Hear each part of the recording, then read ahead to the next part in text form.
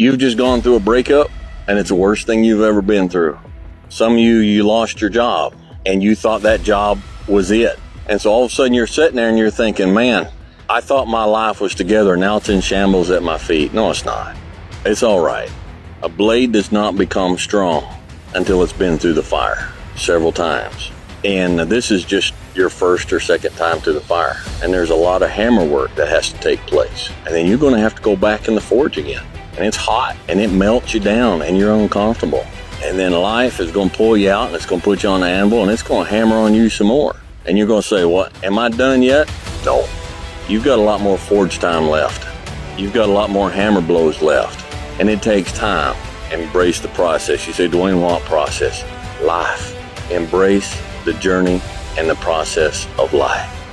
You can't read somebody else's book about some theory on how to do some guy who sat up in their nice warm office and wrote some book with a nice cup of coffee in the fucking hand. No, I want to see that guy who immersed himself in fucking hell and he thought about quitting and leaving and his wife and his kids and why am I here? Is it worth it? All this crazy shit, and found out a way to get through it.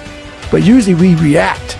We have pain, we have suffering, we react, and we react about get the fuck out of here. It's those people who are able to control that feeling of flight and say, no, motherfucker, there's a way through this.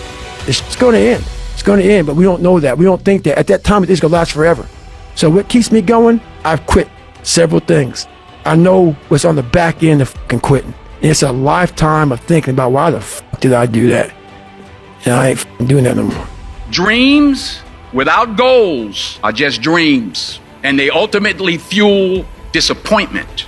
So have dreams, but have goals, life goals, yearly goals, monthly goals, daily goals. In order to achieve your goals, you must apply discipline and consistency. You have to work at it every day. You have to plan every day. Hard work works.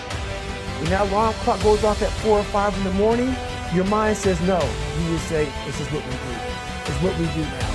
Because to get to where you want to go, the amount of pain involved, the amount of mental pain, of how many times you're going to have to do something that you don't want to do to get to where you want to go. There's going to be more times you do something that you don't want to do than you are going to want to do. And that's your new norm. And then once you do this over and over and over again, it becomes like breathing. I don't want to live this lifestyle, but to get to the other side of this, I have to. When you quit, your mind does this. When you quit, your mind says, we're done. So it doesn't expand. There's no expansion when you quit. When you say, fuck you, this sucks, I'm drowning, I'm miserable, I'm suffering, I'm broken, but I'm not going anywhere. What happens to your mind is it does this. It says, fuck, he's not leaving. So we gotta expand. We gotta grow. We gotta figure this fucking thing out. So then these compartments in your brain, they have to work. And then you start to engage parts of your mind that you never engaged before. When you're in suffer mode and you say, I'm not gonna quit.